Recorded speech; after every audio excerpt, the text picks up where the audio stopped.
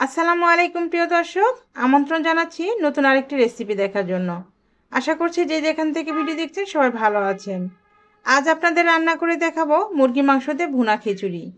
যে প্রসেসে এই খিচুড়ি রান্না করেছি, আপনারা বাসায় যদি এভাবে রান্না করেন তাহলে ইনশাআল্লাহ খিচুড়িটা অনেক বেশি ঝরঝরে হবে আর খেতেও হোটেলের থেকে অনেক বেশি মজার হবে। তো ভিডিও প্রথম থেকে শেষ পর্যন্ত দেখবেন, আর রেসিপি কোনো অংশ যদি আপনাদের কাছে ভালো লাগে তাহলে চ্যানেলটি সাবস্ক্রাইব করে রেসিপিতে একটা লাইক দেওয়ার অনুরোধ রইল।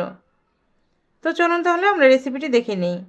প্রথমে খিচুড়ি রান্না করার জন্য চুলায় একটা কড়াই বসিয়েছি আর তার মধ্যে হাফ কাপ মুগ ডাল ভেজে নিয়েছি। মুগ ডালটা কিছুক্ষণ ভেজে নেওয়ার পরে এখানে আরও হাফ কাপ মসুর ডাল দিয়ে দিলাম। মসুর ডাল দিয়ে আবারও ভেজে নিচ্ছি। গ্যাসের চুলা মিডিয়াম টু লো হিটে রেখে ডালগুলো ভেজে নিতে হবে।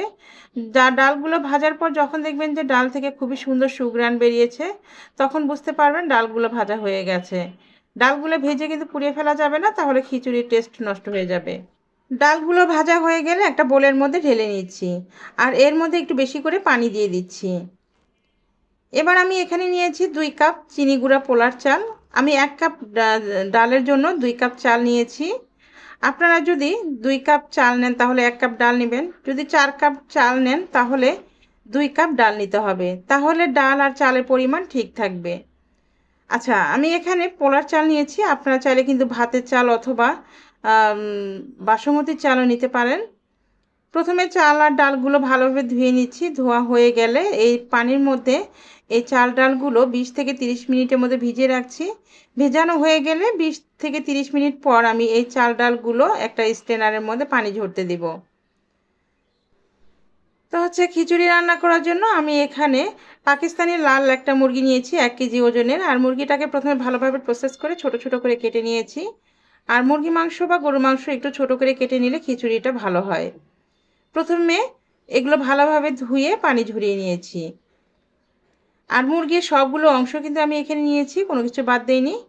এবারে মুরগি মাংসটা প্রথমে আমাদের রান্না করে নিতে হবে। এই জন্য চুলায় একটা কড়াইয়ের মধ্যে তেল নিয়েছি আর তেলের মধ্যে আমি প্রথমে কিন্তু 2টো পেঁয়াজ বেরেস্তা করে এক সাইডে রেখে দিয়েছি। এই তেলের মধ্যে আমি চিকেনটা রান্না করে নেব।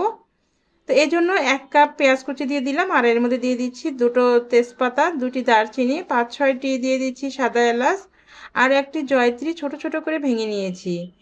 এবার তেলের মধ্যে পেঁয়াজ আর মশলাগুলো ভালোভাবে একটু ভেজে নিচ্ছি।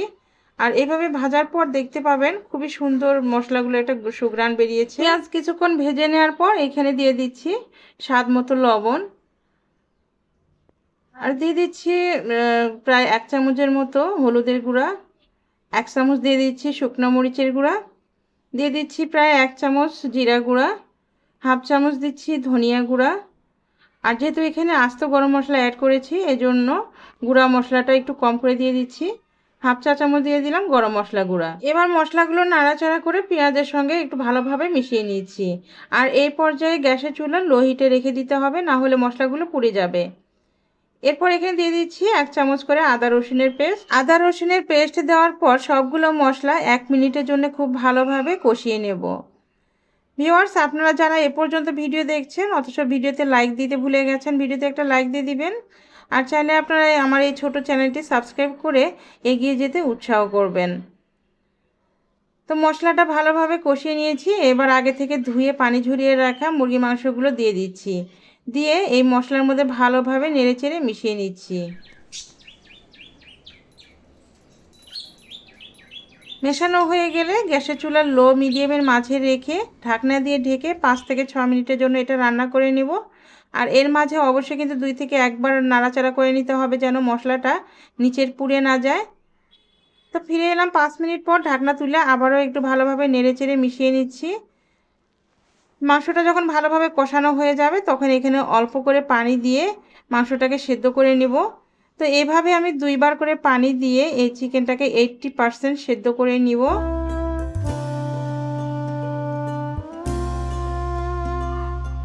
তো মাংসগুলো আমি 80% সেদ্ধ করে নিয়েছি। এর থেকে কিন্তু ওভারকুক করতে যাবেন না, তাহলে যেহেতু খিচুড়ি রান্না করব, খিচুড়ি রান্না করতে গেলে মাংসটা গলে যাওয়ার ভয় থাকবে। এই জন্য মাংসগুলো 80% সেদ্ধ করে নিতে হবে। তো আমার মুরগি মাংসগুলো রান্না হয়ে গেছে। এবার আমি এক সাইডে পাতিলটা রেখে দিচ্ছি। এবার খিচুড়ি রান্না করার জন্য চুলায় অন্য একটি পাতিল বসিয়েছি, আর এর মধ্যে দিয়ে দিচ্ছি 2 থেকে 3 টেবিল চামচ পরিমাণে সরিষার তেল। খিচুড়িটা সরিষার তেল দিয়ে রান্নার চেষ্টা করবেন, তাহলে খিচুড়ির অরিজিনাল টেস্ট পাবেন। এবার এর মধ্যে দিয়ে দিচ্ছি 2টো দারচিনি, একটা তেজপাতা, আর দিয়ে দিচ্ছি 3-4টি সাদা এলাচ, আর দিয়ে দিচ্ছি 2টি পেঁয়াজ কুচি। এরপর পেঁয়াজ আর মশলাগুলো তেলের মধ্যে একটু ভেজে নিচ্ছি। একটু ভেজে নেওয়ার পর এখানে হাফ চামচ করে আদা রসুনের পেস্ট দিয়ে ভালোভাবে নেড়েচেড়ে একটু ভেজে নিচ্ছি। আর এই পর্যায়ে চুলা মিডিয়াম হিটে আছে। আমি এই পর্যায়ে দিয়ে দিচ্ছি 4 থেকে 5টি রসুনের কোয়া। আর এই খিচুড়ির মধ্যে রসুনের কোয়া দিলে খিচুড়িটা আমার কাছে অনেক ভালো লাগে। রসুনের কোয়া দেওয়ার পর এই মশলাগুলো আবারও একটু ভেজে নিয়েছি। এবার এর মধ্যে দিয়ে দিচ্ছি আগে থেকে যে চাল ডালগুলো ভিজিয়ে রেখেছিলাম, তা পানি ঝরতে দিয়েছিলাম, সেই চাল ডালগুলো দিয়ে দিচ্ছি। দিয়ে ভালোভাবে নেড়েচেড়ে মিশিয়ে নিচ্ছি। মেশানো হয়ে গেলে এখানে দিয়ে দিচ্ছি স্বাদ মতো লবণ, দিয়ে দিচ্ছি সামান্য একটু হলুদের গুঁড়া, দিচ্ছি সামান্য একটু জিরা গুঁড়া, আর দিচ্ছি সামান্য একটু ধনিয়া গুঁড়া, আর দিচ্ছি স্বাদ মতো কাঁচামরিচ। এবার মশলার সঙ্গে চালগুলো ভালোভাবে ভেজে নিতে হবে। অবশ্যই কিন্তু একটু ধৈর্য ধরে চালগুলো ভেজে নিতে হবে, তাহলে রাইসটা ভালো হবে।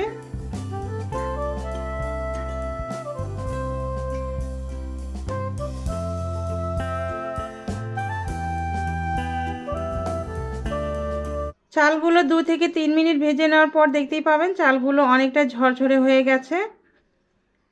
এবার আমি এখানে দিয়ে দিচ্ছি আগে থেকে যে মাংসগুলো রান্না করে রেখেছিলাম, সেই মাংসগুলো দিয়ে দিচ্ছি।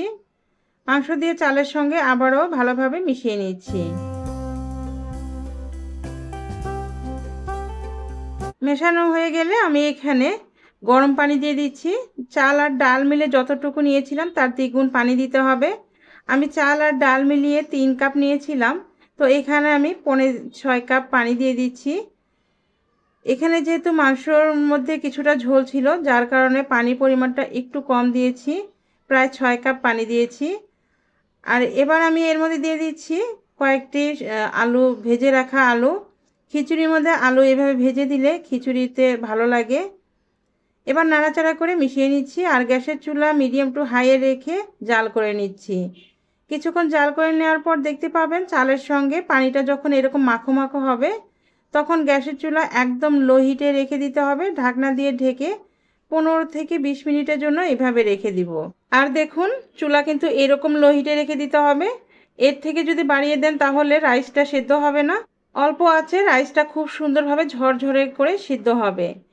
তো 15 মিনিট পর ফিরে এলাম, আর রাইসটা এবার আমি একটু নাড়াচাড়া করে এপিট ওপিট করে নিচ্ছি। এখনও কিন্তু আমাদের রান্নাটা কমপ্লিট হয়নি। এই পর্যায়ে দিয়ে দিচ্ছি 2 টেবিল চামচ ঘি। ঘি দিলে খিচুড়ি থেকে অনেক সুন্দর সুঘ্রাণ বের হবে, আর খিচুড়িটা হোটেলের মতো হবে। আর তার উপরে দিয়ে দিচ্ছি কিছুটা পেঁয়াজের বেরেস্তা। আপনারা যদি এইভাবে খিচুড়ি রান্না করেন তাহলে দেখতে পাবেন এই খিচুড়িটা হোটেলের থেকে বেশি মজা হবে। এবার ঢাকনা দিয়ে ঢেকে আরও প্রায় 10 মিনিটের মতো এইভাবে ঢেকে রাখবো। প্রায় 10 মিনিট পর ফিরে এলাম। এবার খিচুড়িটা নাড়া দিয়ে দিচ্ছি। দেখুন খিচুড়িটা কত সুন্দর ঝরঝরে হয়েছে মাশাআল্লাহ করে, আর কত সুন্দর তুলোর মতো নরম হয়েছে। খিচুড়ি তো আমরা অনেকভাবে রান্না করে থাকি, এইভাবে একবার রান্না করে দেখবেন। এই খিচুড়ি খেতে অনেক মজা হয়। একবার যদি এইভাবে বানান বারে বারে কিন্তু এইভাবে খিচুড়ি খাবেন। এবার আমি আপনাদের সার্ভ করে দেখিয়ে দিচ্ছি। দেখুন মাশাআল্লাহ কতটা লোভনীয় হয়েছে। সালাদ আর ডিম দিয়ে একটা প্লেট এভাবে সাজিয়ে যদি কারোর সামনে দেন, সে কিন্তু আপনার প্রশংসা করবে। আর যদি এই খিচুড়িটা একবার সে খায়, তাহলে আপনার কাছে রেসিপি জানতে চাইবে আপনি খিচুড়িটা কিভাবে রান্না করেছেন। আলহামদুলিল্লাহ এই খিচুড়ি খেতে অনেক বেশি মজা হয়ে থাকে। তো ভিউয়ার্স, যারা ধৈর্য সহকারে ভিডিওটি দেখেছেন আপনাদেরকে অসংখ্য ধন্যবাদ জানাচ্ছি। আর যদি রেসিপি কোনো অংশ আপনাদের কাছে ভালো লাগে তাহলে চ্যানেলটি সাবস্ক্রাইব করে চ্যানেলের সঙ্গে থাকবেন। আর যারা সাবস্ক্রাইব করে আমাকে প্রতিনিয়ত উৎসাহ দিচ্ছেন, আপনাদেরকে অসংখ্য ধন্যবাদ জানাচ্ছি। তাহলে আজকের মতো এখানেই বিদায় নিচ্ছি। ভালো থাকবেন সবাই, সুস্থ থাকবেন, সকলকে ভালো রাখবেন। আর আমার জন্য দোয়া করবেন যেন আরও পারফেক্ট নতুন কোনো রেসিপি নিয়ে আপনাদের সামনে হাজির হতে পারি। তো আজকের মতো এখানেই বিদায় নিচ্ছি। সবাই ভালো থাকবেন, সুস্থ থাকবেন, সবাই সবার জন্য দোয়া করবেন। আল্লাহ হাফেজ। আসসালামু আলাইকুম।